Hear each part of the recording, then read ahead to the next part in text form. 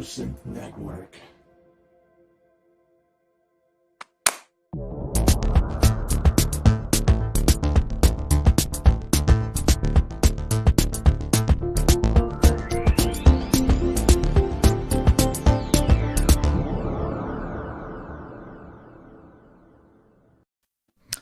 And a very good evening to you. This is the Pro Synth Network Live, coming at you at a slightly lower frequency today. I have to apologise from the outset.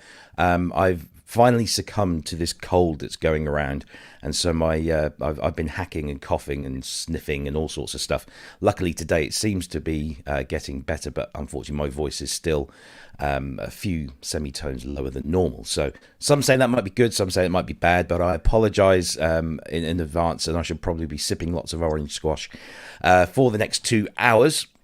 But welcome along to what is, I can't remember what episode this is. We're in the high 80s now, which is good. And we're slowly coming up to Christmas. We've got some special stuff coming up for you over the Christmas period. Well, more on that later on. Before I introduce our guests for the day, let me just ask you if you could... I really need to sort that out because it goes right across my face. If you could do that whole subscribe thing right there, hit the subscribe button, hit the like button down. Is it down there somewhere? Depends on where it is on your screen. That would be fantastic because we love to have your subscriptions. It helps us get the channel out there and get more people coming along to watch. And if you wish to donate to the channel, we fully appreciate all of your donations. You can do so through our PayPal link, which is just here. It's also in the description below. And of course, you can also donate through Super Chat and Super Stickers if you're watching via YouTube. So that'd be really, really lovely if you can. All the money goes to keeping this channel going. Everything, is plowed straight back in. We're what they call a not-for-profit. So there you go. That's all those kind of formalities out of the way. Of course, if you want to, throughout the week, you can follow us on Twitter, over on Instagram, of course, the Facebook page, and of course here on YouTube. It's all the same handle at Pro Synth Network. Thank you very much for your patronage as always. We've got an extra special guest for you today. A returning guest, which is always good because it's nice when they like to come back. But before we introduce that extra special guest, I do have to make some apologies. So apologies for Mr. Ben Simpson, because Ben, in his infinite wisdom, completely forgot that he was doing a gig tonight. And he only remembered about 24 hours ago. So he apologizes profusely, and he will be back next week, we hope. So he's out gigging somewhere with his band, and unfortunately Chris can't be with us tonight either, so that's a shame. So we're completely down by Ben and Chris, but we have got somebody extra special standing in who I'll introduce to you in just a short moment. But before we get to that, I do need to introduce you to our very special guest who has been on the show before. It's one of our most watched shows ever, and that's fantastic, and it is the one, the only Lisa Bella Donna. Welcome back. Hi, Rob. How are you? I'm really well. I'm so glad to see you as well. It's been a while, but we're just over the moon that you decided to come back to us. Thanks for having me back. I'm super thrilled to be here. Always a pleasure. Always a pleasure. So how's things been with you in the last? I mean, it must have been about 6 months since we last saw you. Yeah, I think so. Yeah, it's been going good. Yeah, been very busy. Yeah, you got a new album out as well, haven't you? Yeah. Or next week, is it? It's next Friday it drops, isn't it? That's correct. Yes. Excellent. We'll give that a serious plug, a little bit later on in the show, and you can tell us all about that. This is a fantastic view because I think last time we saw you, the camera was at a slightly different angle, but now we can see your workspace in all of its glory. I mean, what a setup you've got there. Thank you. I That's, love it. Lots of spaghetti as well. Look at that. That's Indeed. Fantastic. Yeah. Always. And how are you over there in terms of this global pandemic? Are you all keeping safe and well? Well, everybody here in my home has been. We're all double and triple vaxxed, so Awesome. we're trying to do our best to Yeah. just keep riding through. We have ventured out a bit. I did my first couple of shows away from home for the first time recently, and that was kind of scary, but also really good for the soul, to go out and get to go perform with some people, and just Excellent. be, not just out here all the time. Yeah, no, that's great. I've been to a couple of gigs myself recently, as an audience member, not as a performer, and it that feeling of kind of just being with other human beings in a joyous kind of environment is really good. Really And luckily, we came out of it unscathed because, like you, we're all kind of triple jabbed here. So, touch wood. It'll stay that way. But listen, it's absolutely fantastic that we've got you here this week. Going to be chatting through the news topics with you, and we'll come back to your album again. We'll talk about that a little bit later on. So standing in the not too inconsiderable shoes of Mr. Ben Simpson and Chris Cynthian, we have back from last week? Has it been a week already? Mark Zaffin. Back from the dead. Oh. Yes, I'm here. I do apologize that it's me again, everyone. Sorry. You're everywhere. You. So Mark is, if you don't know Mark is a synth YouTuber, stroke vlogger, stroke musician. His vlog is one of the more interesting vlog channels out there because it talks about music and technology and making music, but it also talks about other more what's the word? Boring. No, not boring. No, you talk about other things, about how it kind of can affect your mental state and how you use music to get through that, and the use of technology and that kind of stuff. And there's some really interesting stuff. And you have a Patreon channel as well, which people contribute to, and they can watch fireside chats. And how is all of that going for you? It's good. I mean, it's always slow, isn't it, when you're starting something? I hadn't realized how much work it takes to get a YouTube channel off the ground, really. Yeah. I mean, you can read whatever you want to read, and people will say, oh, yeah, take this much, whatever. But until you're actually doing the work, you realize, God, you've got to do it constantly, all the time. But no, I can't complain. It's going well. Good. Well, keep doing what you're doing, because I certainly enjoy watching your chats, and they're stimulating stuff and thought-provoking. I think is probably the best term I could use for that. So listen, thank you ever so much for stepping in at short notice. It's great to have you here, and hopefully you've had a chance to read through the show notes and half of them. Yeah, we'll cover them as and when. So what I want to do before we crack into those is just say, first of all, thank you to Wagyu for £5 there in your super sticker. Thank you very much, sir. Your continued contributions flatter us, and we are very grateful for them. And of course, if anybody else wants to do that, it's a super chat, super sticker thing. There's a little $sign or a pound sign, I think, that you hit, and it does something and sends us money, which is really, really nice. Which keeps this channel going. We've just literally paid out for another year of the streaming service. So as I said last week, you've got us for another 12 months, whether you like it or not. It's going there. It also enables us to get into other things, and we've hopefully going to be able to give out a Christmas gift fairly soon. We're still trying to work out how, the mechanics of it all, but we have some really cool things that we want to give away to our lovely viewers. So we're going to do that. So thank you all. And thanks to everyone that's in the chat room watching the show live. All the regulars are there, and it's absolutely great to have you all with us today. And of course, if you're watching us on catch up, then thank you for taking the time out of your day to watch us there as well. And try and watch the live show if you can. I know that some people, geographically, it's really painful. It's like a 3 o'clock in the morning job somewhere on the other side of the world. So we completely understand, and that's the whole point of having a catch-up service, is that you can watch us whenever you like, whether you're at home or on the go or whatever. So thank you very much indeed. This warms the cockles of my heart. Richard Hilton, thank you, fine sir, for coming into the show and watching. It's a great honour to have you here. Of course, Richard Hilton, keyboard player for Chic and Nile Rodgers' I'm going to say MD. I'm not entirely sure if that's accurate, but he's certainly up there. Thank you ever so much, Rich, for that donation, and thank you for coming to watch us. We're honoured by your presence. And also, thank you very much to Eric Ribeiro. I hope I've pronounced that right. For your $5, that's fantastic. Thank you. Former MD, says Richard. Former MD. So, but he's still a key part of that band and is funky as hell. So thank you ever so much for that. Right, let's bring everybody on screen so I don't feel so alone and isolated. So we're going to talk about a few news topics here. There's not a huge amount, because I say it's getting to the Christmas period now. We've just had Black Friday. Things are kind of slowing down, but there were a few interesting little things. I want to start off on a somber note, just to cover this.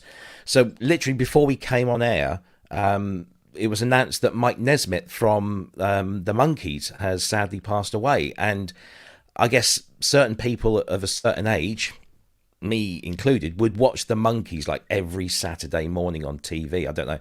It was always on at the weekends during the 70s and the 80s. And what a fantastic show that was.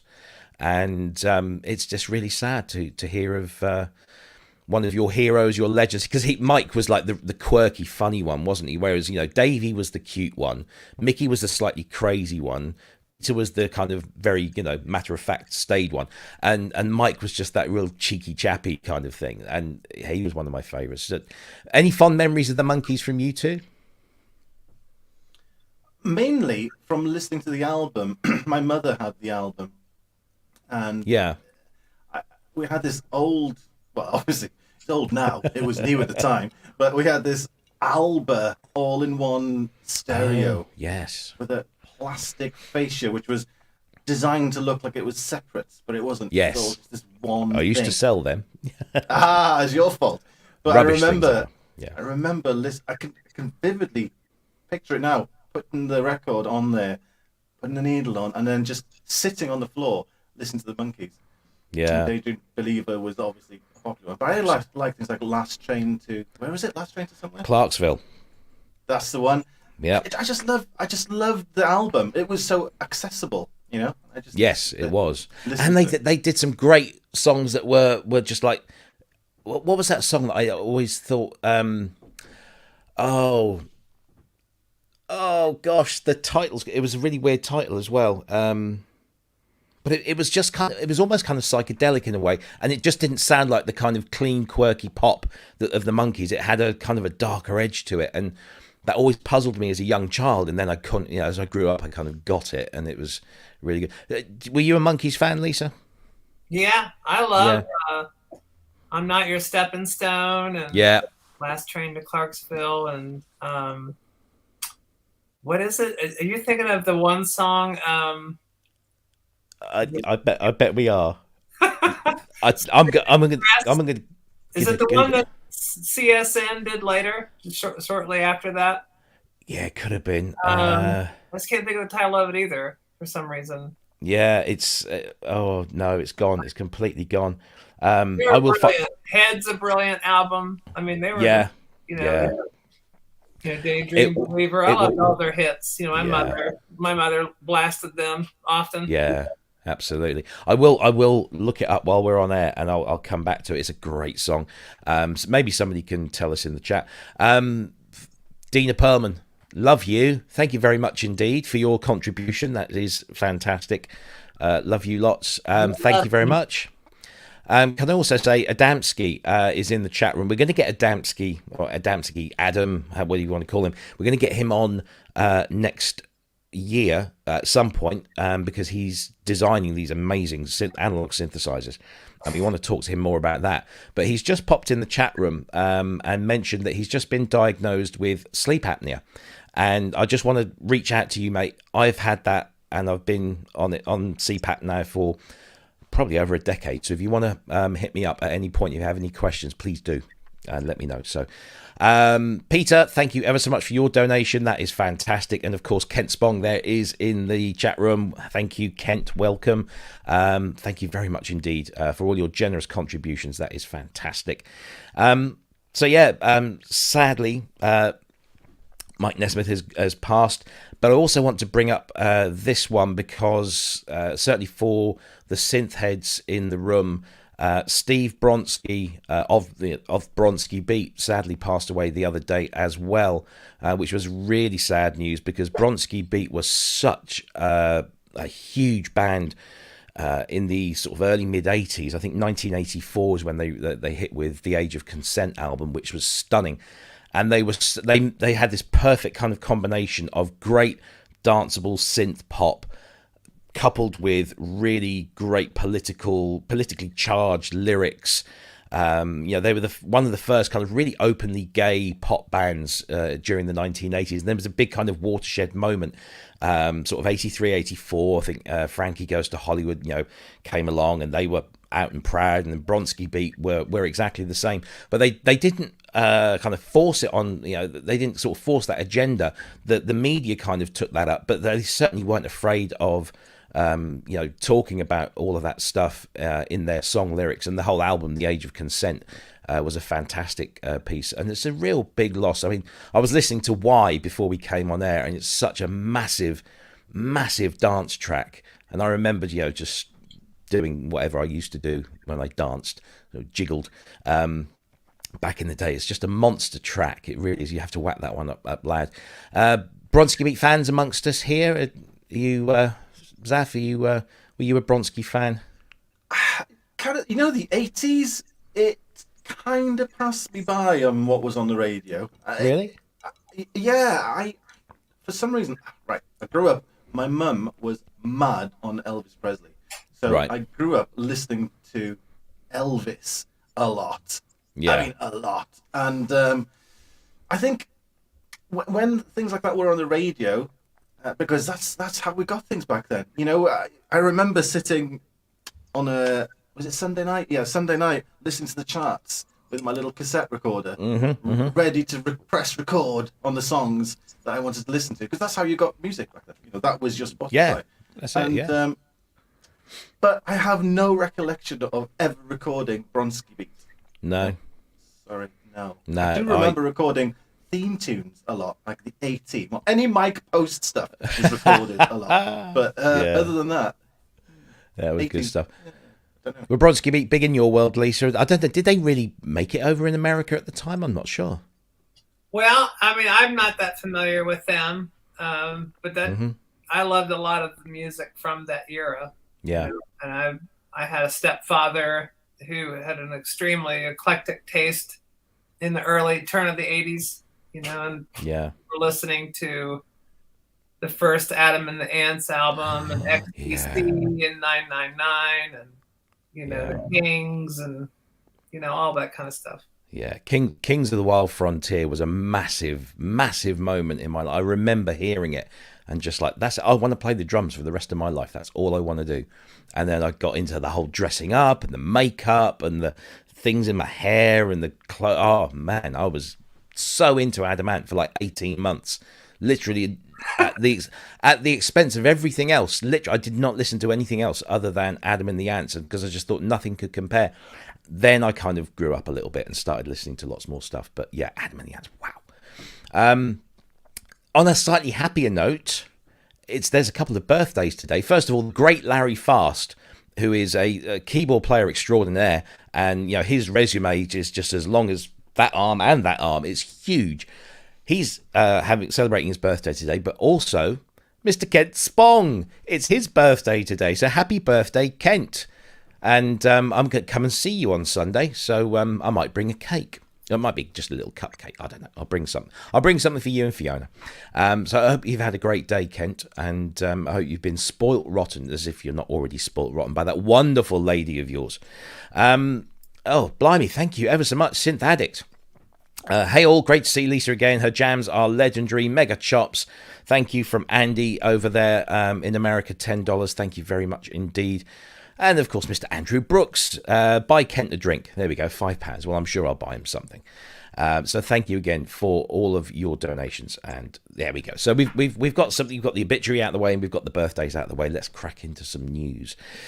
So, excuse me. When I was doing a bit of research for the show today, I was going through your video channel, Lisa, and I found you shredding on a guitar, and I had absolutely no idea that you were that good on A, that you played guitar, and B, that you were that good. And so what I wanted to, before we get to that, I wanted to talk about this new thing from Korg, which is probably the least exciting thing they've released. But it's this new Keytar. And I'm going to ask you a question around your keyboard and guitar playing in just a moment. But here's the video for it. Let's just have a quick look at this. Why have you always got to have smoke when you have a Keytar? It's like so 80s, isn't it? So this is the RK100S2 from Korg with a built-in sound engine, 8-voice analog modeling, 16-band vocoder. Looks quite cool.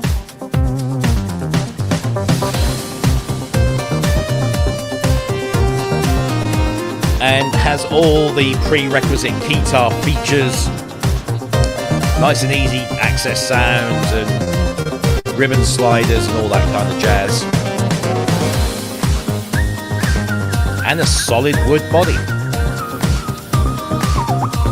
So that's enough of that. So it's powered by 6 AA batteries. I think you can mains power it as well. What was surprising, given my penchant for all things wireless MIDI, I was surprised it didn't have Bluetooth MIDI built in. It's just got like a USB thing, so you still got to have a cable attached. But there you go. It's a new Keytar, and Keytar's come in for a lot of stick and a lot of hate. But I think we all, at some point, didn't we? We all wanted to play a Keytar. If we weren't guitarists, we wanted to sling a keyboard over our shoulders. Or am I alone in that? No, you're not alone. There we go. You see? Thank you. I made one. I had You made one? Well, you know that Yamaha PSS 460 thing I got? Oh, yes. Yeah. Yeah. I took that apart and took the keyboard off it. I'd made this wooden thing to put the keyboard in with this long wire that went to the thing. And I put some guitar strap buttons on it. I wish I had photos of it. No, it's probably best I didn't. But once I'd done it, because I thought, this is going to be a fantastic idea. Because obviously I was crazy on Jean-Michel Jarre at the time, and he had the Keytar 4.7. And so I thought, I'll do this. And then I thought that's the most uncomfortable way to play ever. And so I promptly disassembled it and put it back in the Yamaha case and never did it ever again. So the thought was better than I thought it was going to be. But this, it's got like a little ribbon controller on the front as well. Yeah. Weird. Full length one as well. Yeah. You can get right into the expression. So Lisa, I'm going to come to you now. You are, like, every time we see you, you're behind a mountain of modular and keyboards. But like I said, I've seen videos of you shredding on guitar, and man, you can shred. So have you ever played a Keytar? Has that ever been a thing in your life? Never. And is there a reason for that? I wouldn't do that. No? No. Is it just not cool? Or is it just, do you not feel comfortable playing that way? Yeah, I guess. Like, it just seems weird to me. Yeah. You know, it's kind of like, I don't know. I would rather just play guitar. Yeah. Or I would rather just, stand behind some keyboards and hurt guitar players. So a Moog Liberation is not in your collection anywhere? No. They're heavy. They sound good. They sound great. They have a great engine. But no, I've just never been. It's actually kind of funny because there's bands I've been in that, they used to make fun of me all the time and leave little posters on my keyboard rigs at rehearsal spaces, and because of my actual disdain for the Keytar. Oh, really? Yeah. Oh, wow. It is one of those things. I don't know what you call it elsewhere outside of the UK, but we have this spread that you can put on, toast or bread or whatever, and it's called Marmite, and it's a yeast extract. Yeah. So it's one of those things. People either love Marmite or they hate it, and there's virtually nothing in between. And so Keytars tend to be what we call Marmite. You either hate them or you love them, and I kind of have a soft spot for them because sure. All right. I remember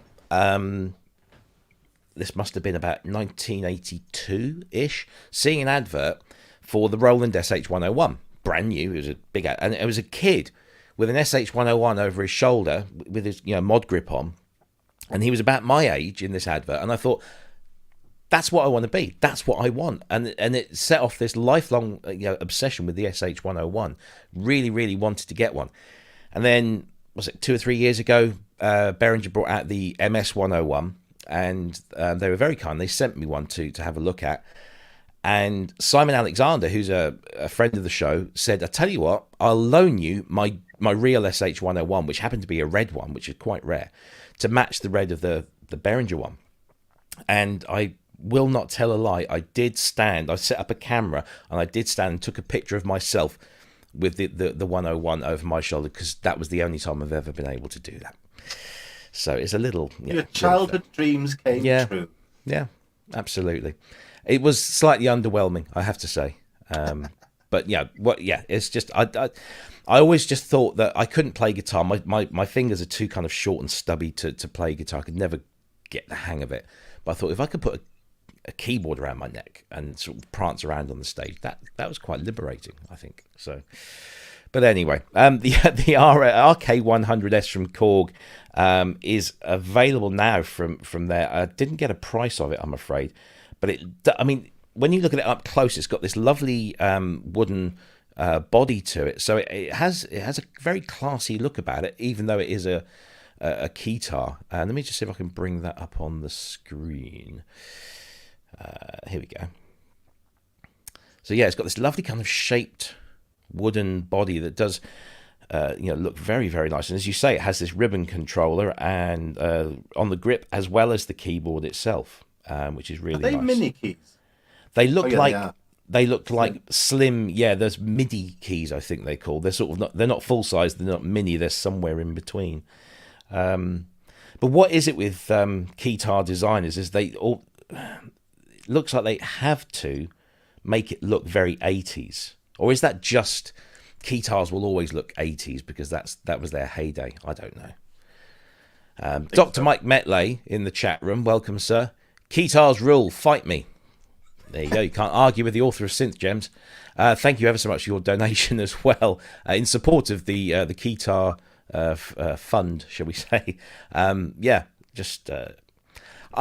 It's kind of not really here nor there, is it? Keytar is you either love them or you hate them. I know that people like our friend Mark Barnes, who plays out live, always has a Keytar, and that's because he wants to move around on stage.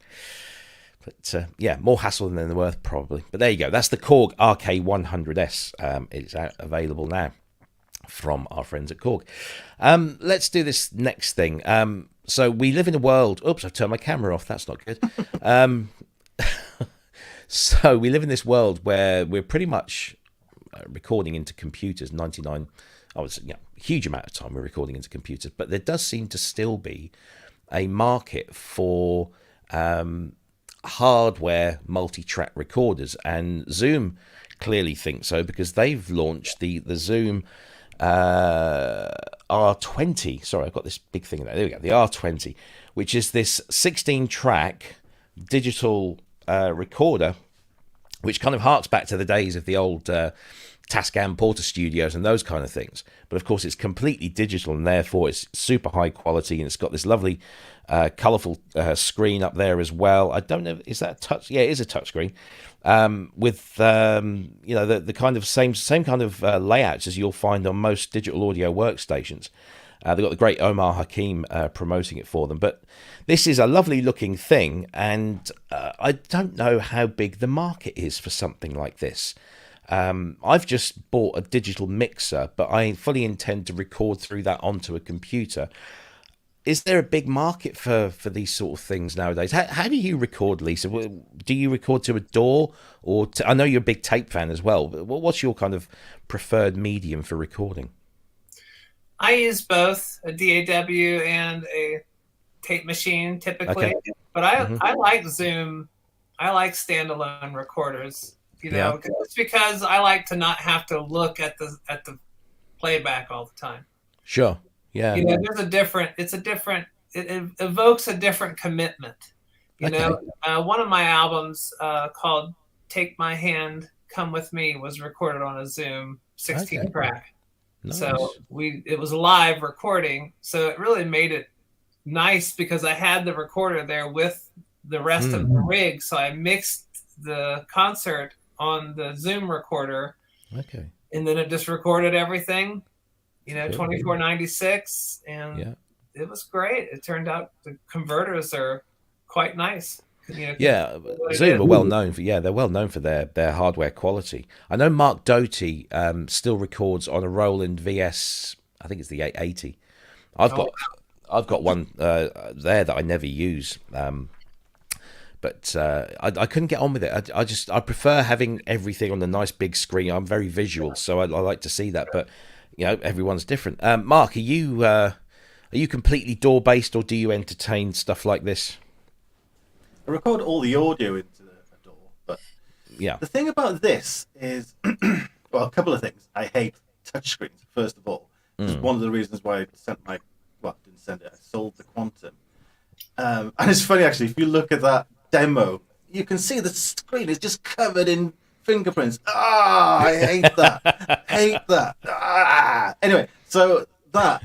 But this is odd because unlike what Lisa was saying when she was recording into the Zoom 16 track as a kind of standalone whatever, this is trying to be a DAW, so you can still see the tracks. You can still arrange them afterwards. And I'm not sure what I feel about that. But what I thought was good about it, though, it might be cool for people. A lot of people do ambient tracks using 4 tracks, and they just bring up a fader, and then they put it down, and bring up another one, and bring it down. You could have whole projects in this for that kind of setup, where you've got 8 faders, and you could bring things up and down, and then mute them, and all that kind of stuff.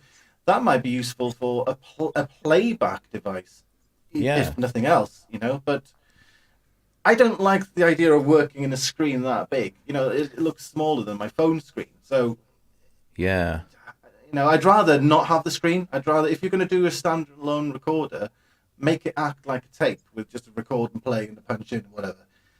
Because if I want to use a DAW, use a DAW. Because at the end of the day, you can have a mixer, audio interface, and a laptop out with you. If they're trying to sell it as it's a big deal to take a laptop out. Oh, it's so difficult, so hard.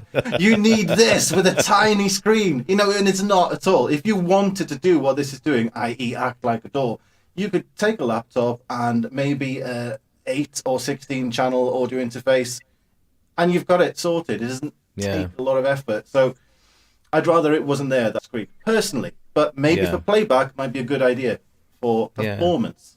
Yeah, absolutely. No, I hear what you're saying. I just think maybe there are people that it's clearly there's a market for it, because they wouldn't have put it out if they didn't believe they could sell enough of these to make it worthwhile.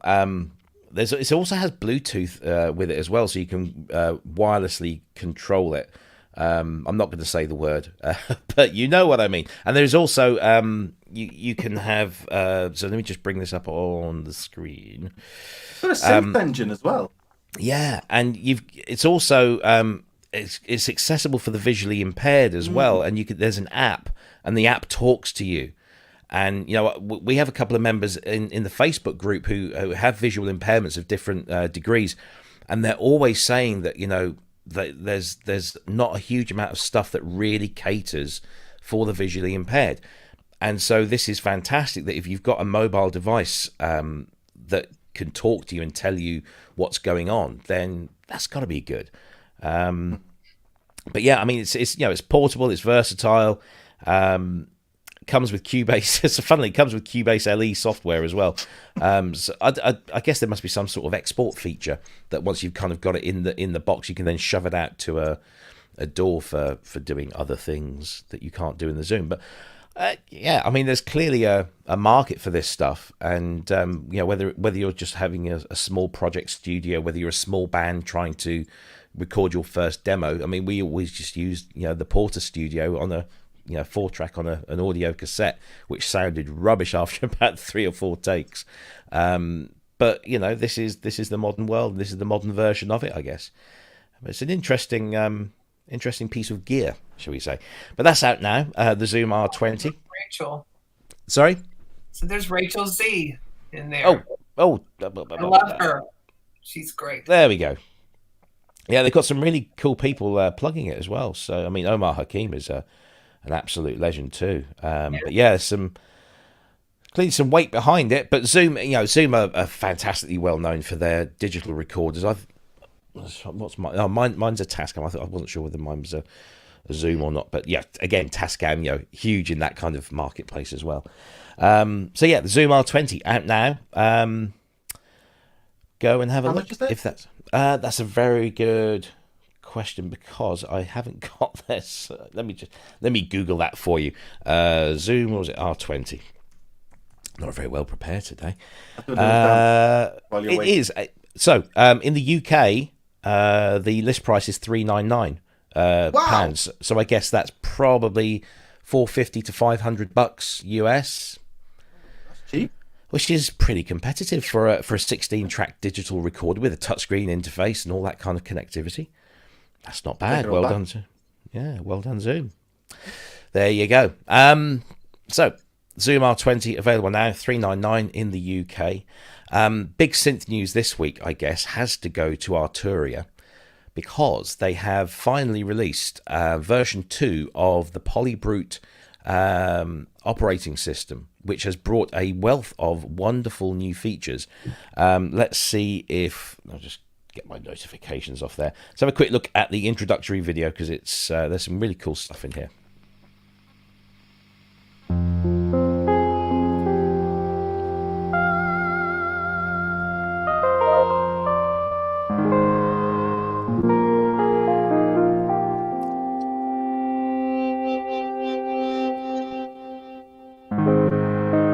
So version 2.0 brings a wealth of features,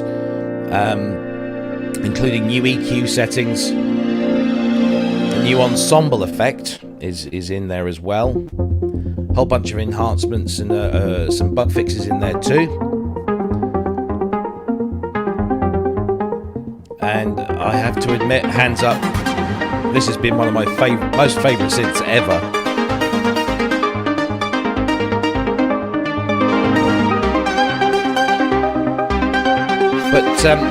But one of the big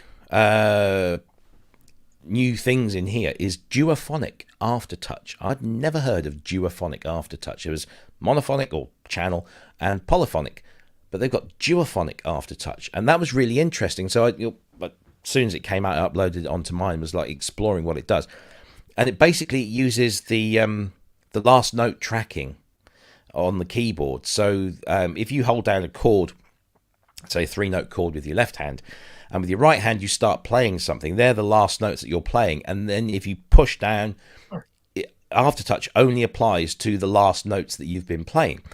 You can also split this duophonic aftertouch so that aftertouch is only applied on half of the keyboard and not the other half. So again, you can say, I'll have aftertouch available on the right hand side of the keyboard for my lead line, but for my chords or my bass patch, I don't need aftertouch, so I'll turn it off there and I don't have to worry about it. One of the things that people complain about poly aftertouch, and it's one of the very few things, is that sometimes, because like every note can trigger the aftertouch individually, it's sometimes a little bit off-putting. Not always, but it's, so I think this is a really clever way around getting around the fact that poly aftertouch is you can't implement it on here because it's a hardware thing as well, but they've kind of got around that with this really clever way of doing this duophonic aftertouch. There's the ensemble effect in there. There's a new bunch of EQ settings. There's also this thing, I can't remember what it's called now.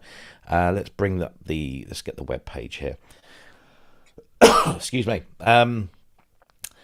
You've got chord mode in there, so you can press and hold the polyphonic button, hold down, play the notes that you want in that chord, and then it stores those notes under one key, and you can then just move the chord up and down. You've got LFO enhancements and synth accuracy. That's what I was looking for. So you can adjust the degree of imperfection. So just like you've got what's on the Prophet 5, what's it called? It used to be called sloppiness, didn't it, or something? Now it's just called vintage. And the more you turn it in the direction the older it makes it, the more unstable the oscillators can be in the filters. And so this has that now. And I put it on some patches, and it really does add this kind of really nice kind of quality. It's not out of tune, but it's not perfectly in tune. It just sounds really, really nice. And this is completely free to all Polybrute owners, along with a whole new 64 voice patch bank that comes with it, and an update to the Polybrute software. So I'm going to go to our synth expert down there in America. Lisa, have you had a go with a Polybrute at all? And what do you think of it? And is this something that might attract you to buy it? I haven't had a chance to really dig into the Polybrute. When they first came out, I got to kind of test drive them, and yeah, it was cool. I liked it. It was, I definitely liked the Novation Peak and Summit much more for that sort of vibe. Yeah, but it seems like it's a great, system. There's a lot of things available in it. There's a lot of possibilities. Having the pitched ribbon thing is always cool. Yeah. A la CS80. Yeah, quite. Polyphonic aftertouch would be great, but it's also a lot to wrangle. I have a Prophet T8, and it has, it's a full stereo instrument, and you can program, in each channel, left and right, different, polyphonic sensitivity, which is awesome when you're recording, but it's not awesome when you're trying to deal with it live. Are you a great synth? Yeah, I mean, I've never heard of duophonic aftertouch before. Is that a thing that you've ever come across? No, it's not that I can recall. I suppose with the 2600, you could sort of get that with, attenuators and things like that. You could make it have aftertouch. Yeah.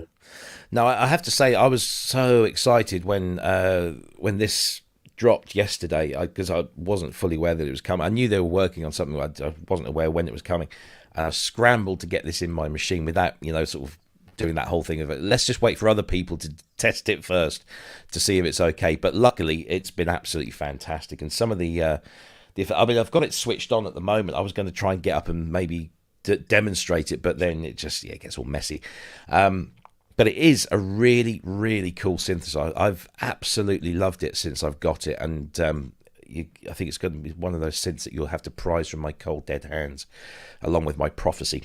I can get one under each arm, and I'll happily take those to the grave with me. But these new things have really just kind of opened it up. I mean, I was very envious of the new Prophet 5s, with this kind of vintage knob where you can make it sound really modern and accurate, but you can also just, at the turn of a knob, just make it sound old and a bit, cranky. And we now have that feature on the Polybrute, and the duophonic aftertouch really does open up a whole bunch of possibilities. The ensemble effect is gorgeous. I mean, it's really, really gorgeous. And the chord mode is fun. It's not something I would tend to use. The other great thing that they've introduced is real-time display feedback, because one of the things that people would criticize it for was the fact that you didn't, whenever you twiddled a knob, you weren't quite sure what setting you were on, because it wouldn't display that on the screen. Now it does. So that's very useful.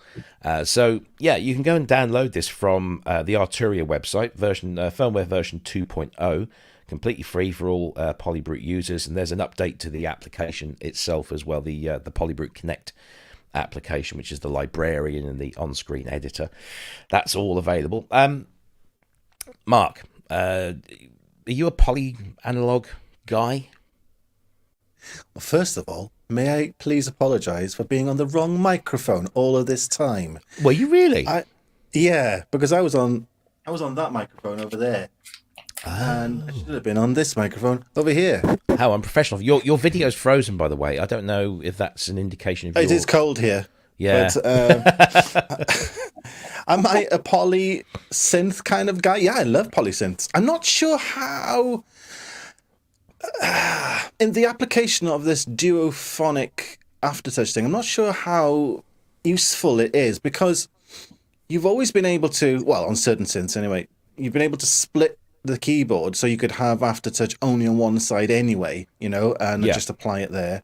And even on something like, if it's got a matrix, something like the Peak, for example, you can set the aftertouch to only affect certain keys because you can add an additional range to it via the keyboard modifier. So, so the aftertouch will go lesser down the keyboard or higher up or whatever, So I think it'll only really make sense if you're playing notes close together. If you're playing like a harmony and then you just want one of the notes to have some whatever effect it is, even if it's just vibrato. If you just want one of those and in close proximity, then it makes sense. But doing it across the keyboard, I don't think it's really going to make much difference, if that makes sense to me. But it's great that there are. I mean, what a thing to think of! It makes you think that any synth company could program that into firmware. Then, if that's just because once somebody thinks of it, then it's like, oh yeah, we'll take that as well. It's a great idea. Thanks very much. Because once somebody's done it once, it becomes easy to do, doesn't it? Because it just requires a thought. But what a great idea! Yeah, in principle, Mike in the chat says that Arturia originated it on their first hardware machine, the Origin, which I've never actually had the pleasure of playing. So it looks like it's something they have done in the past and have got form for. And I think, I wonder if the likes of ASM with the Hydra synth, really kind of bringing poly aftertouch back to the masses at a sensible price has kind of spurred a number of these manufacturers to say, well, we need to do something to kind of get up there. Obviously, poly aftertouch requires a poly aftertouch keyboard. So if you've not put one in, how are you going to get around it? And this is just one cool kind of way of doing it. And as I say, you've got 4 modes now. You've got the monophonic aftertouch, you've got the duophonic aftertouch, and then you can split the aftertouch left or right, depending, or you can split it via layers as well, because the Polybrute has this morphing feature between the A layer and the B layer. So you can set it on the A layer and not on the B layer, and then you can morph it so you're then kind of getting poly aftertouch on one part of the sound but not on the other part of the sound. So it can get really kind of creative in there as well. I just think it's a really cool update, and I'm very glad that they've done it. But it is available now for all Polybrute owners completely free of charge over at the Arturia website. Just go and if you are a Polybrute user, you've probably got it anyway. But all you need to do is go to the software center, upgrade the Polybrute Connect app, connect up your Polybrute, and it says firmware update, and you just do it, and it's there, and it's done. And there's 64 new sounds in there, which all take advantage of this new feature. I'm just going to see. Let me just see if I can demonstrate this. So hang on. Would help if I turn this up in the mixer. There we go. Right. So if I want to do this ensemble effect, where are we? Here we go.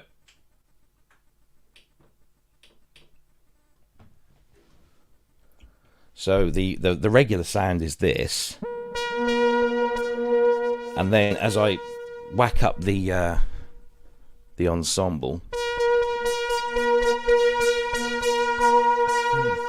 Nice.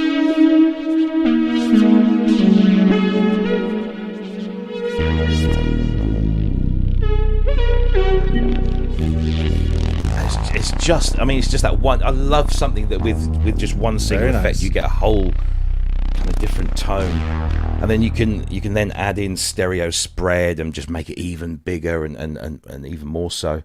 And then you've got these EQs that you have now. So let me just get those. This is very unwieldy. This is, isn't it? This is great TV here, Robbie. Isn't it just? So you've got high cut, low cut, mud remover, which gets rid of all the funky stuff that, in the low frequencies. Hi-fi loudness that kind of basically adds a kind of crispness to everything. Then you've got high boost, low boost, a presence which increases the mid-range, and then there's a complete bypass in there as well. So all of these are applied before the effect stage, and then you can then throw the effect on top of that as well. It's just, and then so you've got the what do they call it again? The accuracy thing. So you can then mess around with the accuracies. So you can have off, mild, linear, mild exponential, and wild. So basically, you set it to pitch wild and others wild. All your filters and your oscillators start going a bit wobbly and funny, but in a really nice musical way. It's just so good. And I've said it before, it's one of those synths that when you turn it on and you just start playing it, I just get lost in it, and it just sucks you in, because that ensemble sounded beautiful. Yes, it did. Yeah, sounded great. They're very good at their effects now, Arturia, I have to say. Do you know what? I just, before you lose my brain thoughts, I just remembered I wanted to say something. When we were talking about Poly Aftertouch, yes. I wish that there was a standard for Poly Aftertouch in terms of how hard you have to press. Because yes, you go from keyboard to keyboard, and it's like one of them, like the Pro 2 over here, you only have to just breathe on it, and you've got aftertouch. But others, you have to, like any Roland, you're like, putting all your weight on it. Just like a standard aftertouch, so everybody can just go from one keyboard to the next, and it just plays the same. That would be nice. And in the older keyboards, but in the older keyboards, you could calibrate your aftertouch. But it was usually something that was inside the machine, so you had to lift, open it up and get in and tweak a little pot somewhere to calibrate, how much pressure you need to put on.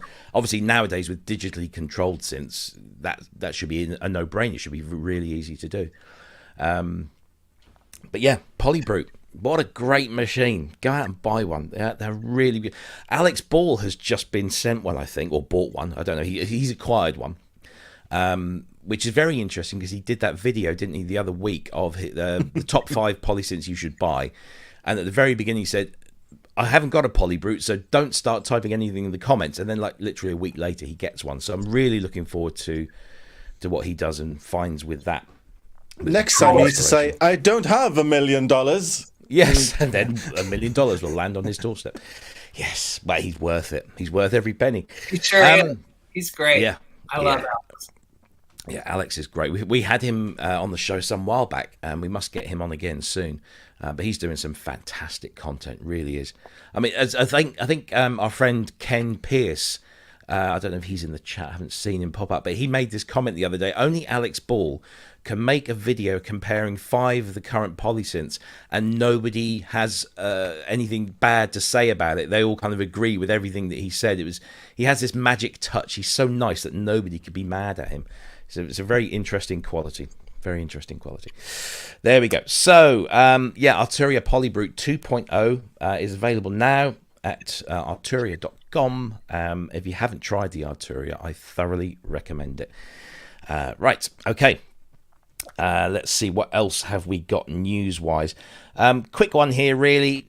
Nothing much to write home about with this one. Native Instruments have dipped their toe, and it really is a toe dip rather than going kind of all in, with the subscription type service, and it's called Komplete now. They bill it as premium sounds on tap, and it costs £8.99 UK. I don't know what it is in dollars, whether that's approximately the same, but you get a bunch of stuff for your $8.99. You get a special edition of their drum sampler battery. You get Massive X, and then you get some instruments such as Cloud Supply, Hybrid Keys, etc., etc. It's basically like 8 things for $8.99 a month, and it's not even like Contact or Reactor, or some of the stuff that you probably really want. It's just kind of like a bunch of nice little things, and they're just, so it seems like they're testing the water. I looked at this and thought, no, I'm not going to bother with this. It's just not very inspiring to me. Lisa, are you, first of all, given the fact you're predisposed to masses of gorgeous hardware, are you into sample-based and software instruments such as this? And what are your thoughts on subscription services? Because a lot of people have some very strong opinions on that. I use VSTs. Okay. Contrary to what a lot of people may think, it's like whatever gets the job done. That's what it's all about. And every kind of instrument or every kind of interface is going to inspire you in a different way. Yeah. So I've used stuff by Contact. I love all the Cherry Audio stuff. and I love VCV Rack. Oh yes. I'm not a big sample based user, but I do love. Oh my God, I'm having a brain melt. It's, I'm still trying to figure out what that Monkeys track was. yeah, I can't either. Oh goodness, it's a beautiful sample based orchestral. It's like a spatial design, sort of granular, right? Orchestral. It'll come to me here in a minute. Yeah, but it's amazing, and it is ultra inspiring, and to be able to like interface those with my modular system is really just it's just an amazing way to make music, so there's no rules, you know what I mean. So what about subscription services? Because they're very Marmite, shall we say. A lot of people love them. I'm a big fan of the Roland one, but do you subscribe to that kind of thing? Not necessarily. I prefer to just purchase, or work with, a company and just not have to worry about, going into a session and not having something there because, there was the subscription funk. Yeah. But I think it's a great way for people to get a taste of things and be able to see what works for them or what doesn't work for them in their setup or their DAW. So, I think it's a good thing in that regard. I think it's just, I think it's all down to personal, intention and need, Yeah, absolutely. Pleasant Valley Sunday. Yeah, okay. That's the track. That's the track. Yeah, I remember. Great song. Brilliant. Goffin King composition. How could I forget that? That's all my all-time Monkeys favorite track. Anyway, we digress. Mark, you're a Machina guy. I know that much. So would you be interested in this? As a sequencer, yes. I don't use Machina with the computer, oddly enough. Right. That is not a lot for your money, is it? It should really be called Incomplete maybe tomorrow. Because it's not complete now. Yeah. It may be complete in the future, but it's not now. And also the fact that they've given you watered down versions of things, Yeah. You haven't even got the full replica. It's the free one that you get with Complete anyway, and it's annoying when they're trying to get money.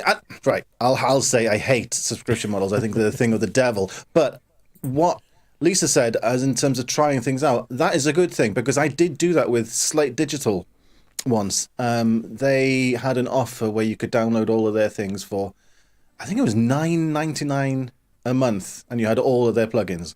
So I did that for a month. I just downloaded all of them, and then I went, no, I don't want any of them. So it cost me $9.99 to try, I suppose, but it was worth it as opposed to just paying for them. But crucially, they do still, or did still, allow you to buy them as well. So there were both options. I hate it when there's only one option where you can only subscribe. That's why I gave up on Adobe. I have a version of Photoshop on that old laptop. I don't know if you can see it, just the corner of it right there.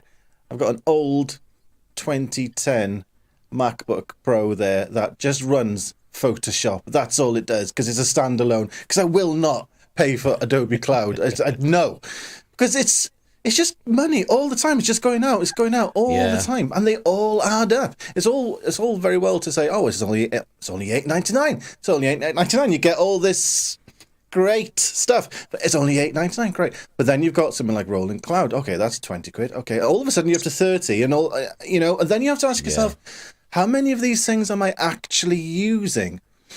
I bought Replica XT, which is the full version of it, for I think it was £40 or something like that, and I use that a lot of the time when it doesn't crash my computer. But I wouldn't want to keep on paying for it if that's the only thing I use from that bundle. I wouldn't want to. Okay, let's say you downloaded that bundle, think, oh yeah, all these things are great, lovely, and you end up just using one of those things. Let's say it's Massive or whatever, Massive X. You think, oh yeah, I love this. Yeah, it's only $8.99 a month. Whoa, great! It's only $8.99 a month. 2 years later, how much more have you paid than you could have just bought it for? So Yeah, very true. I hate the fact that they're just forgettable. You put it in direct debit and it's forgotten about, and then that's what I hate about it. Well, that's what they're banking on, isn't it? I guess that you'll find value in one part of it, and then off you go. And it's the one thing I do like about Rolling Cloud, and that's the one I think it's probably because it's one of the bigger ones. It comes in for a lot more stick, and bugs aside, which they've seemed to have gotten rid of most of, and the bugs were only ever in their Cloud Manager application. The instruments themselves are fantastic, but there's so much in there. I mean, there's so much, so many instruments, so many effects. There's an absolute ton of sample libraries, and that's the only thing I'm not really into, because it takes up huge amounts of space. But I know that they're there, and if I wanted to try them, I can do so at no extra cost. But you can keep every year one more of those instruments on a lifetime key. So if you subscribe year one, at the end of year one, they'll say, right, pick any one of these, and you can keep it forever, even if you discontinue subscription. And you can also change that one selection. So you're not actually getting the instrument, you're getting a ticket for any instrument. Yeah. And then year two, you get another one. And then year three, you get a third one. And sometimes they do enough where they give you another couple. So I think at the moment I've got 3 or 4 that if I decide to quit, I still keep those instruments forever and updated forever. It's not like they're kind of frozen in terms of development. So it's that, to me, is value. And I do use that's more like kind of higher purchase of software in a way, isn't it? And I don't use all of it all the time, but I use, like I'll always go to the Jupiter, I'll always go to the Junos, occasionally go to the Pro Mars, and I'll use the 808 and the 909 because they're really good versions of it. But every now and again, I might decide to use the SH101 or some other bits. So I think I get my value for money from a bunch of stuff, and I also know that I've got all this other stuff I can just sort of jump to. And then they've gone and added things like the JD800 and the D50, and that's I love that kind of stuff. So I think you get a good amount of value there. This, though, I mean, it's only $8.99, but it's really very light and fluffy for $8.99. It's an odd choice. I just wonder whether they're testing the water ahead of maybe more, because aren't they now kind of under the same umbrella company as iZotope? And iZotope now have a subscription-based service. I'm just wondering whether there's kind of things going on in that regard. I don't know. The software I was talking about is Slate and Ash Landforms. Okay. Is it good? I love it. We'll have to check that out for really, sure. Really a beautiful, beautiful thing to work with. What's it called again? Slate and Ash Landforms. Let's see if I can get that up on. It's really inspiring. It sounds so good, and it's just unique how you can create very psychoacoustic, stimulating atmospheres with orchestral type sounds, and then you can incorporate your own samples. So, I do stuff with analog things in there as well. Like I said, it's a very hybrid style composing tool, especially if you're doing any sort of soundtrack work or any sort of surround type mixing composition or multi-channel stuff. It's a really beautiful. And it hails from Bristol in the UK. How have we not heard of this? This is crazy. I'm gonna have to look into that and see what's what. It looks wow. There we go. That's that is price of admission right there. It's amazing. Yeah, looks really good. I'll have to check that. Thanks for the tip on that one, for sure. Talking of orchestral stuff, we'll leave Native Instruments behind. But it was yesterday. Our friends at Spitfire launched a brand new library, and it's a really, really exciting one because it's captured Abbey Road 2 and the iconic the Beatles studio, I guess is probably the best way to talk. And they've got this 5-piece string combination in there, and they've recorded it. Now, I was hoping that by the time we came on air that my copy would have downloaded, but obviously everybody's bought this, and Spitfire are throttling their servers, So I started downloading this sometime after lunch today. That was about 7 hours ago. And we are now still 98 gigabytes out of 246 still downloading. And I have a very fast connection, so it's clearly at their end. So I can't tell you how wonderful this is, but it does sound really amazing. They've got that it's just a classic sound. They've got Sam O'Kell, who's also worked on the Let It Be reissues and the White Album reissues in the last few years. He set up the mics, and they're the same mics as they used back in the day, but he set them up exactly how George Martin set up things for recording those string ensembles there in that studio. It's a massive sound. It's just so recognizable. And I can't wait to play with it, but it's still downloading. It probably won't be here until tomorrow morning. But it does sound amazing. And Spitfire are just the absolute kings of string libraries, in my opinion. BBC SO is just unbeatable in that. I see you're kind of nodding your head there, Lisa. You're a fan of Spitfire stuff, yeah? Yes. Will this be added to your collection sometime soon? I imagine so, yes. Yeah. I love different kinds of string opportunities. Anything orchestral, anything to blend, Yeah. things that are real acoustic sounding with synthesizers. Yeah. Isn't it amazing, though, that 21st century now, we can get that sound of that studio for £350, and we can get that sound, those instruments in that space with those microphones. It's just mind-blowing, really, isn't it? It sure is. Yeah.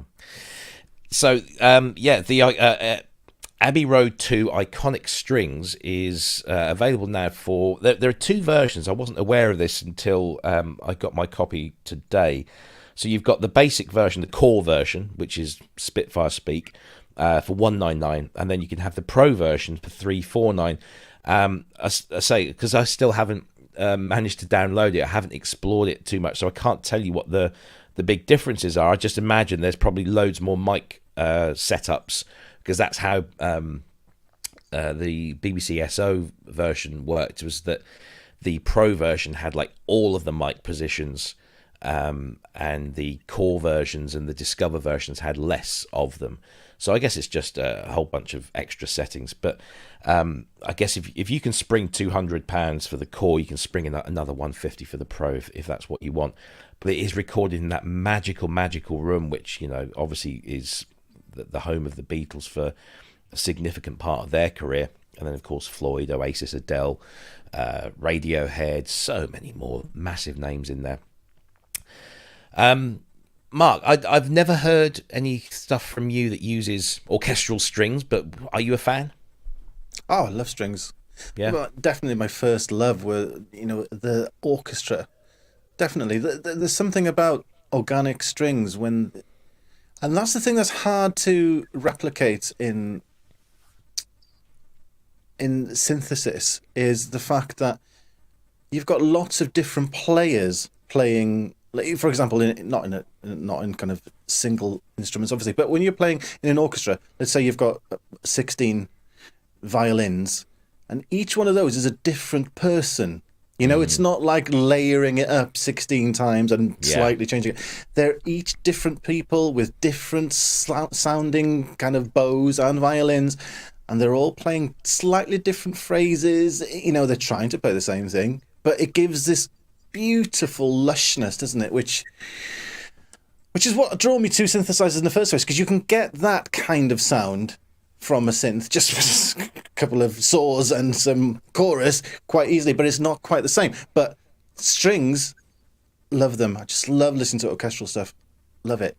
Yeah, I was looking for a oh God, sorry, I've just locked my screen up. I do this from time to time. There we go. I was looking for a really nice kind of overview demo version. There's one thing that it's the only thing I guess I can complain about Spitfire. So I don't know if Christian is watching. He probably isn't, and he wouldn't listen to me anyway. But I do wish that they would do just like a 90-second or a 2-minute overview with just the sounds. What they do, on the other hand, is they do really big, long overviews and demonstrations, and whilst they are absolutely fascinating for the purposes of like previewing their stuff on the show, it kind of makes it slightly awkward because you kind of got to find the right bit in the video. But I think this little demo here has a nice little intro, so let's see if we can. I'll shut up talking and simply listen to this.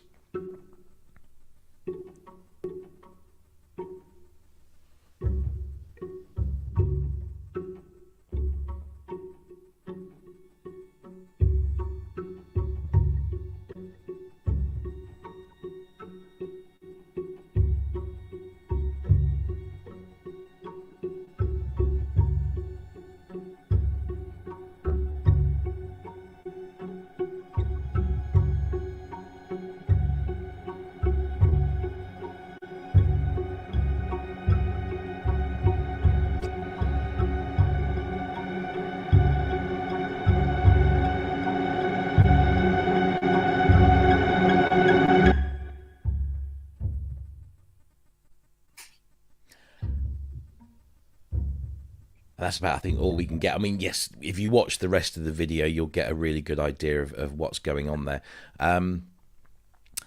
So it comes again in that wonderful Spitfire audio, very simple but very easy to use interface, which I really love. I'm so glad they're doing that and kind of stepping away from the whole contact thing. And if you have some extra kind of MIDI controllers, you can really get into the expression really, really nicely with these things. So that's available now. It's $199 for the core, $349 for the Pro version. It's available now from SpitfireAudio.com. Fill your boots if that tickles your fancy. Two little news pieces, and then I want to get into talk to Lisa about her new album and stuff. We'll skip through these fairly quickly. Behringer have been very quiet of late, which some would say is a good thing, and others maybe not so much. But they have just released something, and here comes Dan with his hair in magnificently coiffured, as per normal. This is their take on the so Octave it's not just divider. synths and drum machines we're bringing back to life in the 1970s. With its ringer function, the Now, I Octave believe divider these delivers a harmonic originals, emphasis which of are, upper is it tones Mutron, and special Mutools? I can't multi-effects, remember the name all of them. whilst preserving the dynamics The original. and the harmonic content. I of the believe these original are still signal in made. the sub-octave. So this is a The little bit stabilized cheeky, switch locks into all single but voice signals. it does sound really nice. And it does what it says on the tin. You know, it gives you that kind of an octave below. But not only that, it works great on guitars, and of course it works great on basses, but it also sounds really nice on synths.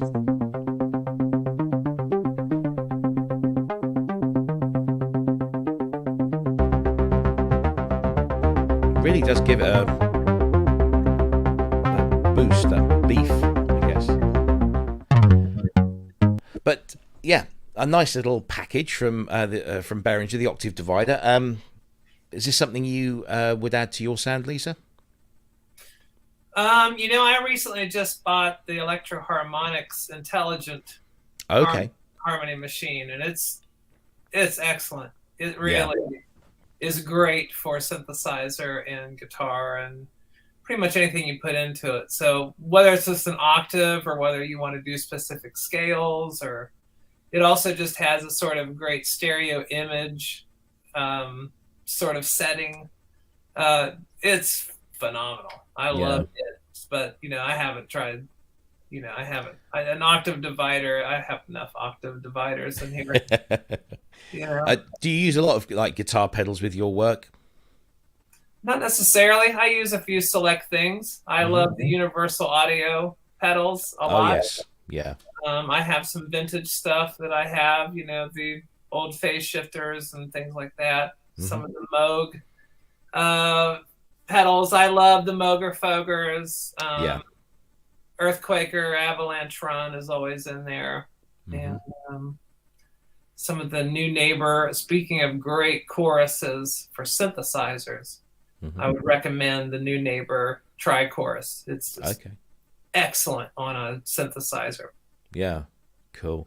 There does seem to be an ever-increasing trend of using guitar pedals in synths. I know it's always kind of been done, but a lot more companies are kind of producing pedals with synthesizers in mind and not just guitars, and that's nice to see. I'd always would love when I played in a band. I used to love the pedal boards of the guitarists in the band, because they were cool colours and they all did these wonderful things. And I've always kind of had a desire to have a little pedal board of some description. Do you use anything like that, Mark?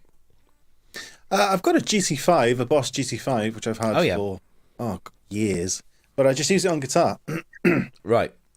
What interested me that's like words. What interested me about this pedal was, does it have a mix? Can you put it completely wet? Let's have a look. Because I like to hear what it does with drums, with like a drum machine. That might be interesting. Oh, yeah, that'd be interesting. Because it's not anything I would use on a synth personally, just an octave. Yeah, there's a mix. I'd use it on guitar. Yeah, there's a mix rotary and a tone rotary, and then you've got this ringer function, and the other one is a stabilized function. So I'm not entirely sure what it might be quite cool to just stick a drum machine through it to see what it does, and then maybe balance it in with the mix knob. That might be good. Yeah, absolutely. That's what I'd use it for. I wouldn't stick a synth through it personally. Well, that's the first new thing from Behringer that I've seen for a while. I think they're probably suffering like everybody else with component shortages and shipping delays and all that kind of thing. Because I did see that the RD9 drum machine has literally just started to show up in people's houses. So that one has been a long time coming. But nice to see an interesting pedal out. Personally, I did look on the Mutron site, and I'm pretty sure I saw the octave divider on there still. Cheeky, as always, from Behringer, but no idea on the price on that one. So if anybody does know, throw it up in the chat. Excuse me, I'm going to have to just cough. Yes, my throat's getting a little dry now, all this talking. One last little thing before we grill Lisa on her new album, because it's really good. Sinevibes, who do some great little effects and instruments for the Korg log brand of instruments, so the Pro Log, the Mini Log, the NTS1. They've just released this new thing called Odds, which is a stochastic control synthesis module. And I'll play the NTS1 version because this is the most basic implementation of the Korg log technology. And I've just I picked one up, was it a year or two ago, for Christmas, and I was just like blown away that such a tiny little box could do so much. And I generally use it as an effects unit, but it's got a great little synthesizer, a whole bunch of synthesizer engines in there. Let's have a listen to this. Go on, play. Come on.